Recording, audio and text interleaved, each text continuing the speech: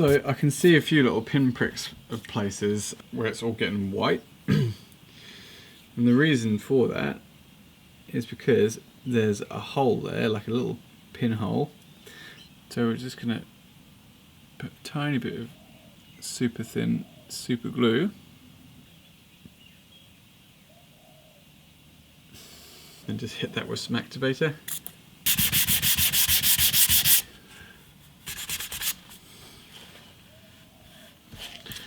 Alright, let's do the front.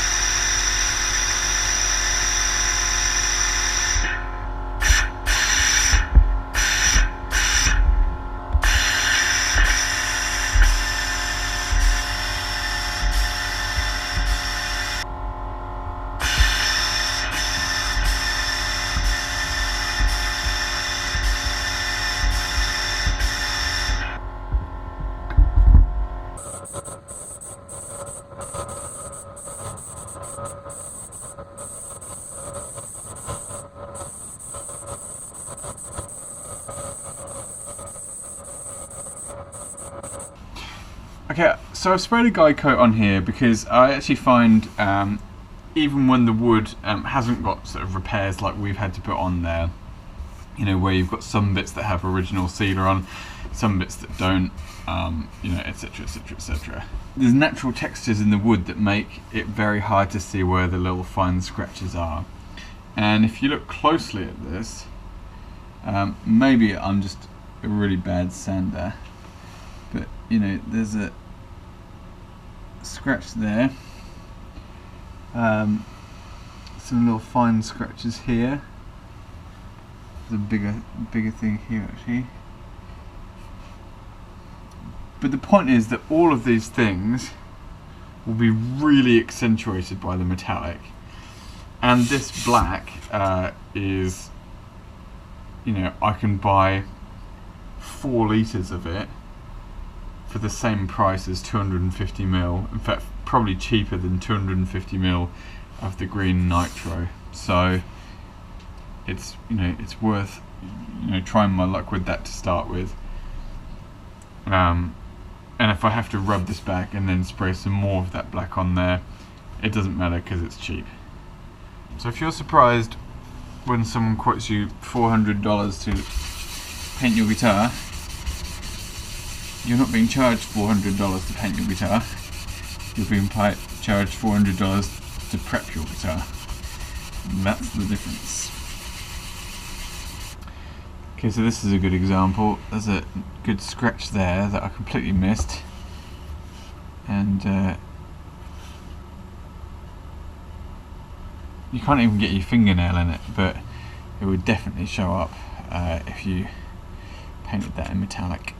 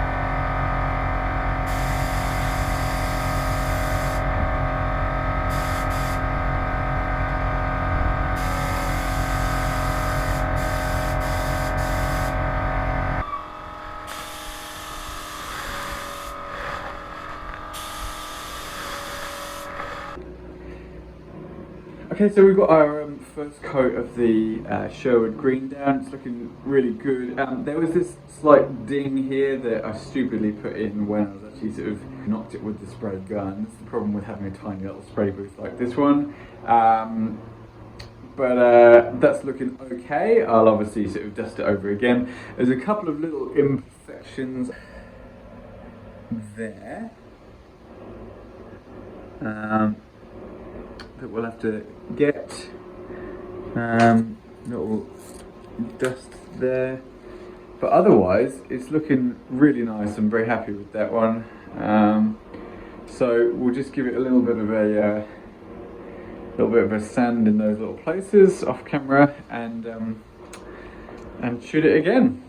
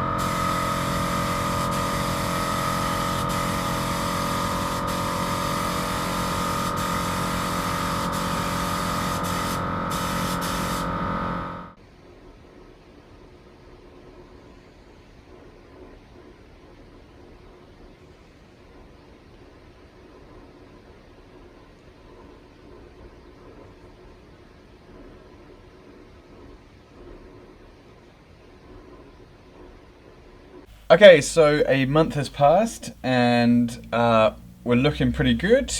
I'm pretty happy with how this has turned out. I mean, there's still time for it all to go horribly wrong. There was a little thing going on here, so that's why there's like a flat spot there.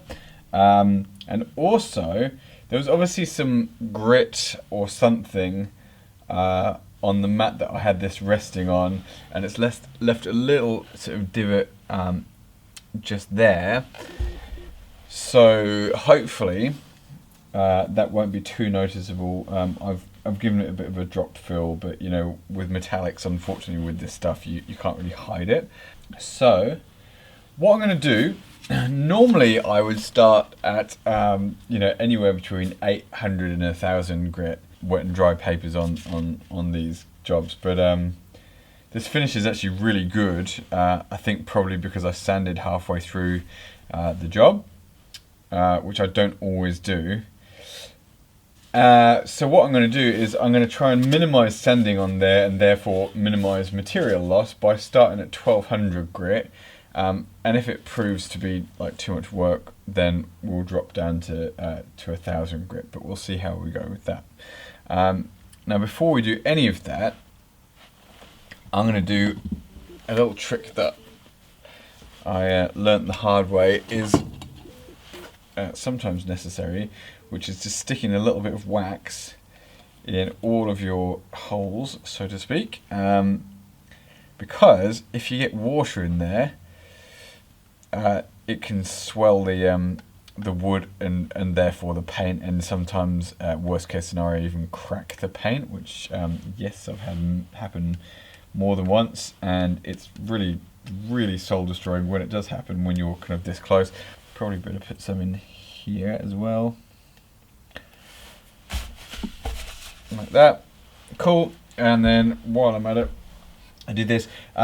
This area here around the bridge is also prone to it. If you're just a bit gung-ho with your water, try and minimize the water anyway.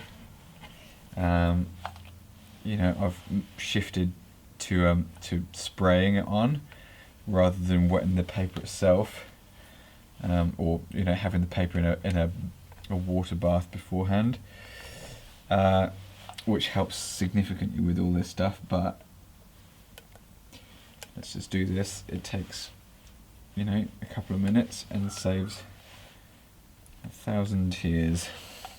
May look like I'm wiping off. I'm wiping off the surface, but obviously the wax goes kind of into the holes. So the other thing we're going to do is make sure that there's no residual grit on the surface here. I could use a tack cloth, but my hand will do the job at this point. Make sure that's pretty clean and that's pretty clean. One of the things that's nice about doing video is you have to have excessive amounts of light, which actually is really helpful when you're doing this anyway. So let's start in this area here. It's a good area to start because it's mostly covered. So if you for whatever reason run into issues,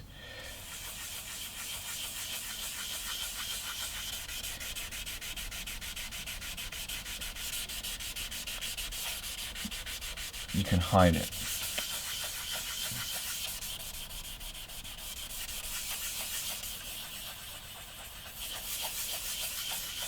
So when you do this, you've got to be really mindful of places like that, because they tend not to get much paint anyway, and actually the sandpaper sort of tends to hang off there, so you get more pressure at that particular point. Let's get some fresh paper towel and see what that's looking like. Yeah, wow. See, already you can see it's shiny still there, but all this already is completely flat. That's just wet or greasy there, which is really good, because that basically means we're done with the 1200 grit and can move up to 1500 in that area. Alright, if all goes that quickly, then we'll be done very shortly. So with this sponge, it's basically just a standard cork sanding block, but I've got some yoga mat on there, just sort of contact adhesive or whatever, and so that's really good. So you get a nice sort of soft sanding sponge which follows contours, but in instances where you've got a million danger zones where you're likely to rub through, it's well worth flipping over to the hard cork side, because what you get less of is the block sort of hanging over and catching those ledges which are already void of paint. It just makes it far less likely that you're actually going to burn through. Again, not that it matters, or it matters, but not that it is the end of the world, because in these areas it's all covered anyway by the pickguard, but it still keeps me up at night. I know it's there. I know I screwed up. Yeah, that's beautiful. So this process of wet sanding is the process that without doubt I've screwed up the most on. Finishing in general, but this particular one, it has been a very, very emotionally taxing process learning how to wet sand in particular, but also, you know, how to paint. Particularly when you're dealing with paints like nitro that take a month to cure, because if you burn through, you know, you don't necessarily, if you do a touch-up, have to wait a month again, but there's no touching up with metallic. If you burn through, you are Michael Finnegan, unfortunately. So what you're watching out for is two things. There's a nice slurry that you see, and you can actually, there's a slight feel that you can feel in the sponge, well, sorry, in the sandpaper, when you're getting that. You see that sort of like cloudy, milky kind of stuff. So that's what you're after, because that tells you you are doing good things to your paint.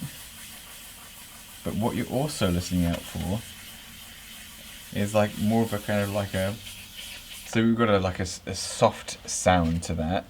If it starts going, you know, you can hear like the grit basically when it gets under the sandpaper, and it's a bad sound because it means you have to set yourself back a lot of sanding.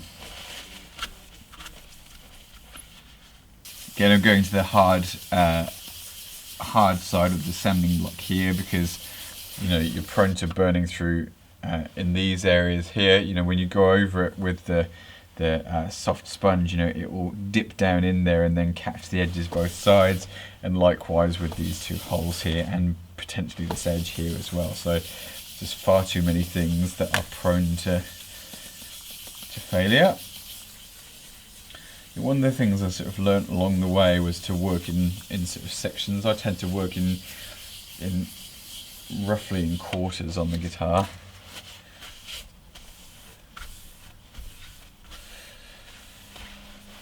It just sort of helps you get steady progress without forgetting any areas.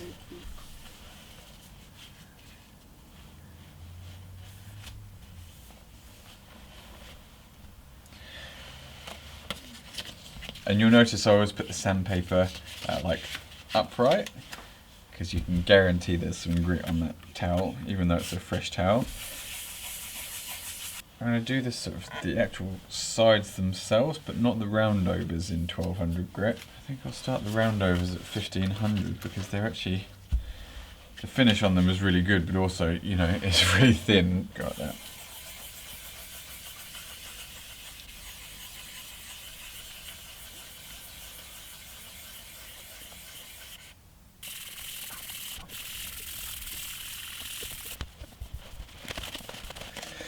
Now, because I've got this drop fill here, I'm going to go back onto the block, and hopefully that'll be enough to smooth that guy out.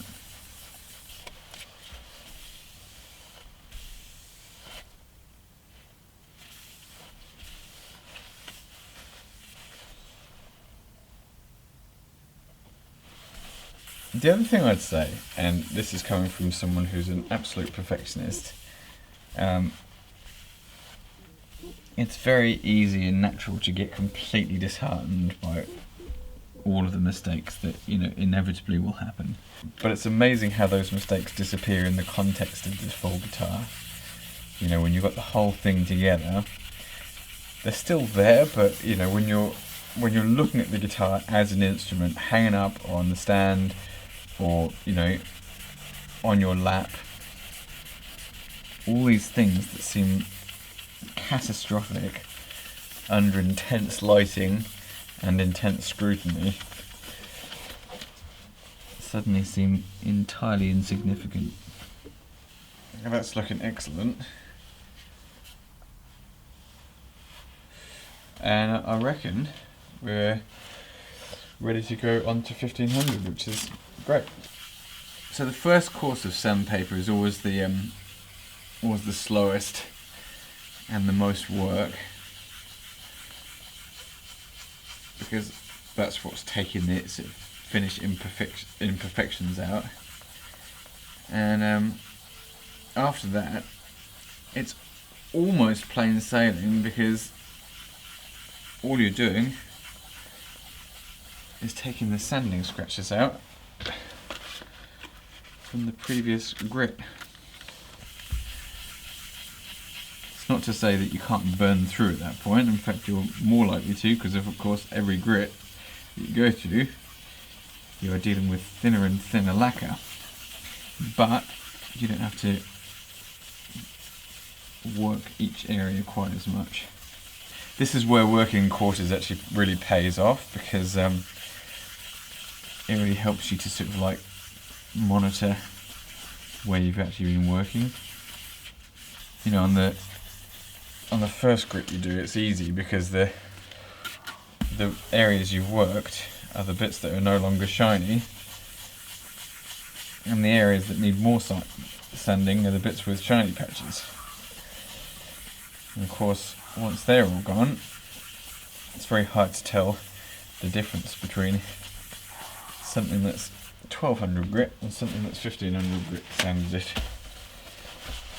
Yeah, it's really not taking any effort to sand this down, which is really nice.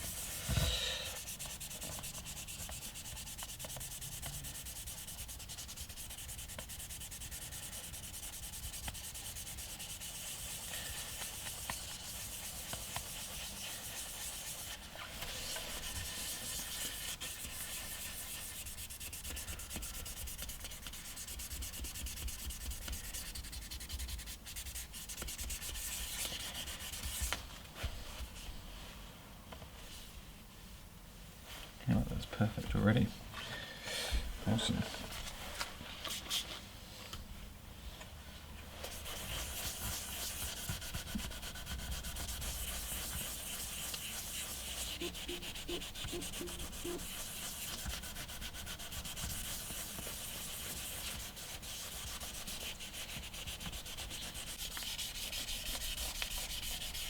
PRS, when they're doing their finish sanding, they take it to 1000 grit and then buff it, which is, in terms of guitar building grits, is really coarse. And they obviously have buffing wheels that sort of make up for that. This polishing compound I'm using, which I love by the way, it's this stuff here. I've used loads of ones, you know, automotive ones like Juice. Haven't tried the 3M ones yet, but I've always just got really good results with that stuff. So what I'm thinking is, why don't I try saving myself a course of sanding. I reckon I might give it a go.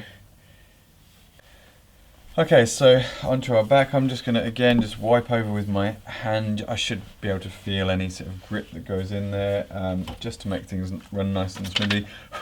I'm going to change to a different bit of sandpaper and just repeat the process basically. We're not going to bother sanding in here because it can be full of springs and stuff. And actually the factory finish was quite bad, to be honest. I've actually sort of filled it and sanded it a little bit, but yeah, I'm not too concerned by that.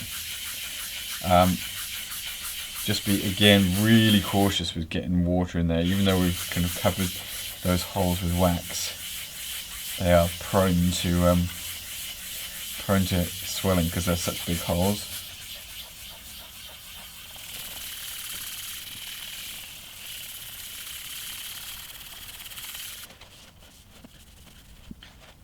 We've got a couple of areas like here where, and one over somewhere over here,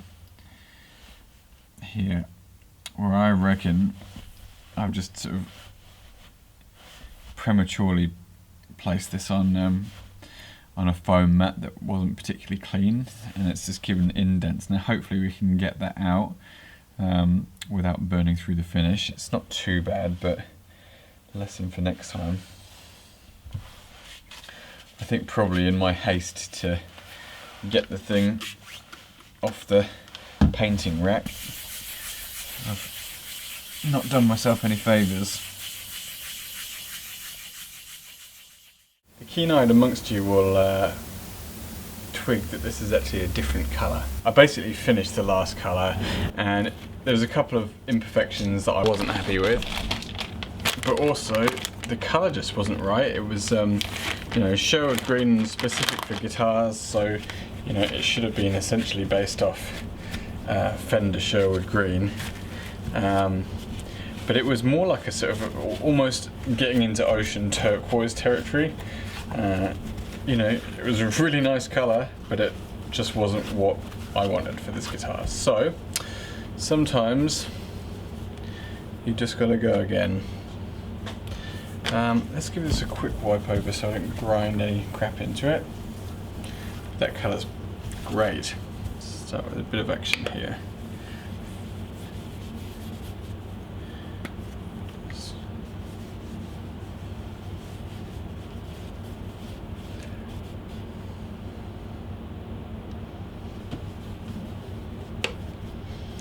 So just using a wet wipe to put this on, I just find that they're really useful.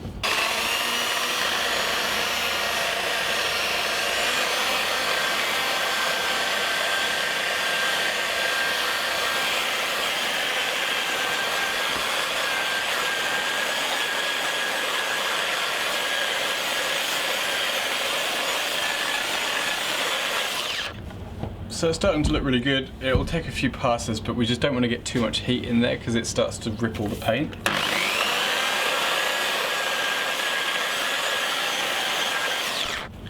Okay, put a bit on the sides.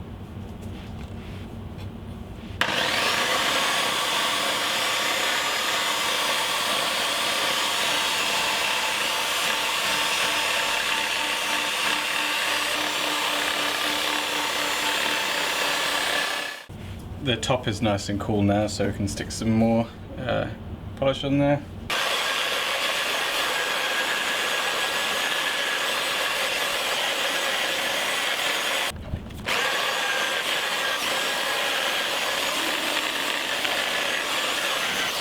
It's looking pretty good, but there's definitely some scratches in there that we still need to buff out. That's okay.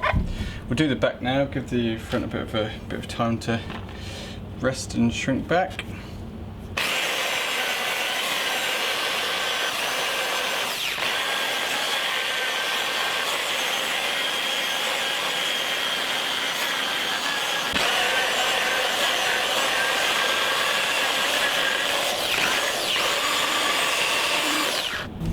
So I'm going to put the this extension on the drill just to give us a little bit more clearance there, because I have in the past like hit the, you know, I've been focusing on one area and hit the other area with the chuck, and that, you know, ruins your paint and your day.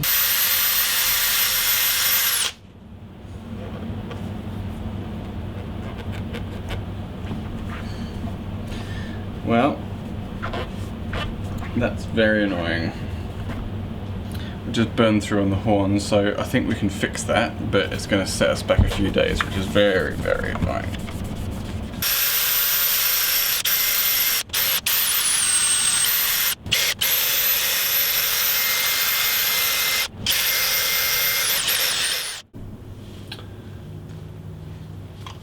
Alright, so this was not intended to be part of this video, but might still be useful. Making lemonade out of lemons. So I was using a little buffing wheel, and it was just too hard, and as in like it was too solid, not flexible enough, and it's just rubbed through the paint ever so slightly in a fairly inconspicuous area. You know, the rest of the finish is really good, and I don't really want to leave it, so let's go about fixing it. I have done little repairs for this before because I constantly mess up. So fail forward we shall. You could use an airbrush for this, and that would be sort of ideal, but I've never had luck with them. I've had two of them and they've both failed in exactly the same way and have just been pretty useless.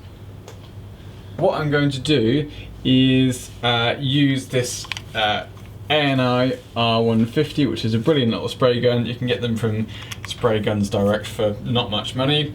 And they come with a range of needles, or they've got a range of needles available. And it's a 0.5mm one, which is really good for super fine work. The next thing that I'm going to do is do the little sort of trick that you can sometimes do when sunbursting with rattle cans, which is just to sort of like cover over this area. In fact, what I might do is something slightly different. This is a trick that I actually stole from the Gunman. He's got a brilliant YouTube channel, and basically he does this kind of like false edge on your masking tape where you just like fold it over, and what it does, can we see that? What it does is it avoids you having that sort of typically hard edge that you get from masking. So we just sort of do that, and what that will allow us to do is just spray in there. You know, you might get a bit in here, but because it's like a flap, you'll get some spray in there, but not like a hard line of it.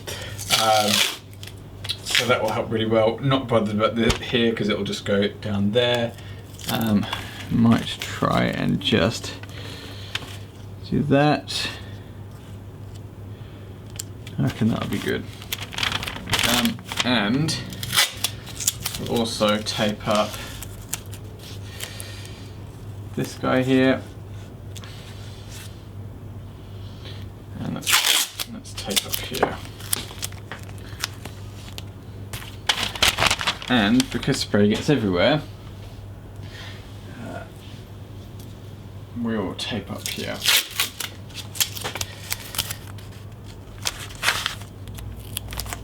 Cool, so here's our little imperfection.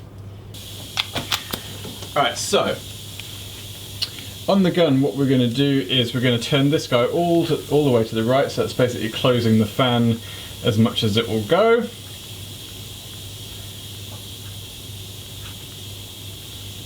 Like that. We'll turn the air right down, and we'll close the fluid right in as well. We want to keep this really contained. The best way to do that is just keep everything really low, so really small pattern, really low air, really low fluid. That's pretty good. Now obviously we need next to no paint in here, so let's just do it in here. You can see nothing's coming through there, that's good. Just back it out a little bit. I might even put more.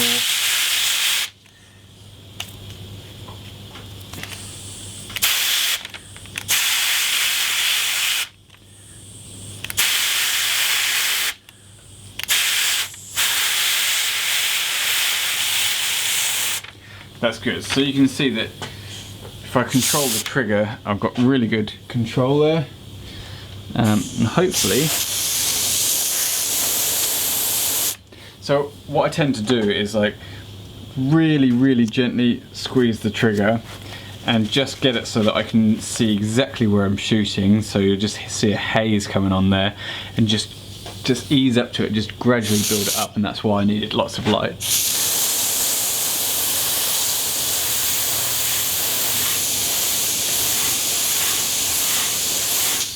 You know, just do lots of little passes.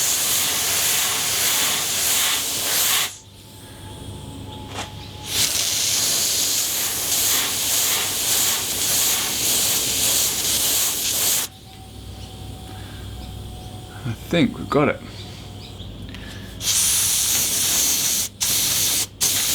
I'm just going to do a haze from behind so it's nice and subtle. So basically the last thing you always do when you're shooting metallic is you spray like a haze. It's like a mist essentially of metallic. So if I peel this back here, you'll see that we've got really soft edges. I mean, that's not the best, but what I might actually do is just haze over that as well, and just probably go the other way.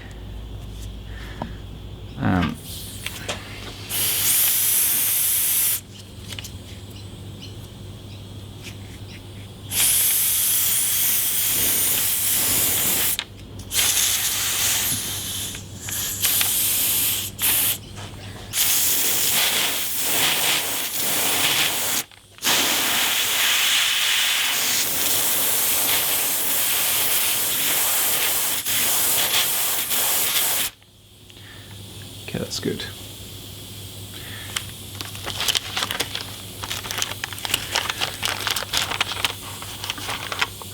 It's just all about sort of blending that metallic. Okay, so we're just going to put a bit of lacquer on there now. So for this one, we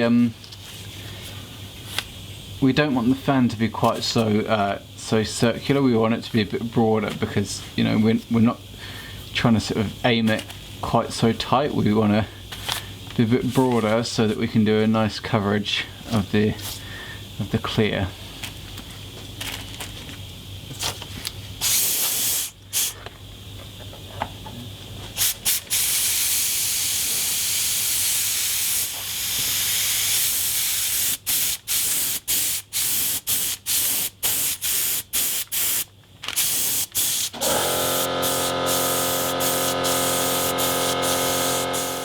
Okay, so we've now got 5 coats on that, and I'm just going to do a little 6th coat. They're very, very light coats. The lacquer purposefully is nice and thin, you know, just so it goes on really sort of smoothly, lays down like glass. And also, you know, we're not trying to build up massive things here. We're just trying to cover the repair. You'll see I've pulled back the sort of tape quite a bit, and that's because we're not so worried about overspray. It will just melt into the existing paint, but what I'm more concerned about is you know, having a masking line there, which will give me a ridge that I'll need to, you know, sand, and that will cause us more issues. So looking very good. I think this is going to be a completely invisible spray, and you know, because we've gone light, I won't need to wait several weeks for this to dry. Probably, you know, 3 or 4 days will do it, and I can just sort of give that a real light sand and probably a hand buff, you know, to avoid getting too much heat into there, and I think we'll be good to go. All right, let us shoot that last coat and hope I don't screw it up.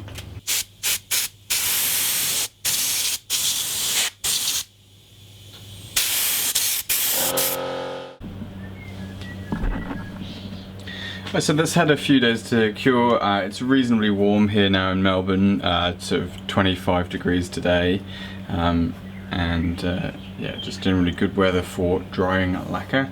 But apart from anything, we sprayed super thin on these coats anyway, so they dry a lot quicker, and of course all the base coat and sealer and all that sort of stuff had, you know, were well and truly cured. So probably what I'm going to do is go straight in with 1500 grit on this one and polish from there. I might do 2000 as well, just so that I don't have to polish so much, just to, you know, reduce the chance of burning through again, because that would be really bad. Alright, let's do that.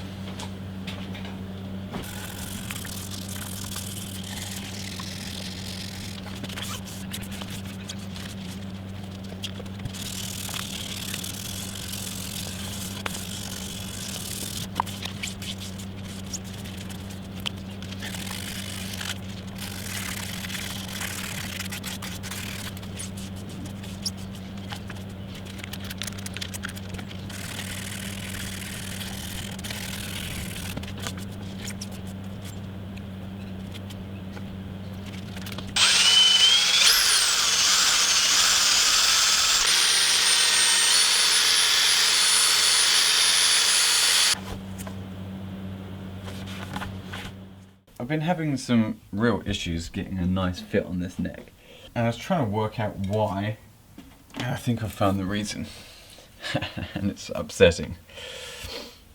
So that is completely square, beautiful. Go on the other side, it's actually flared out at the bottom.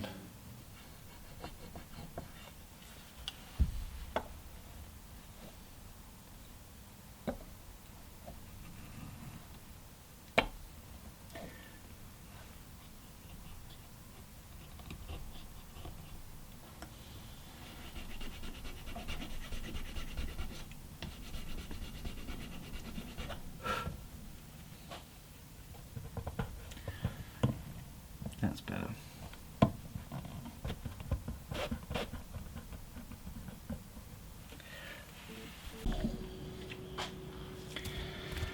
Alright, so that's looking really good. So the final step then is just to give it a bit of a mirror glaze, which will get rid of the final scratches and just give it sort of a bit of a polish. So we're going to use one of these guys in the horns, and we're going to use this guy for the rest of the body. And just give it a wipe over. You don't need masses, and the more you put on there, the more you'll be cleaning off the rest of your workshop and your hair and your clothes. So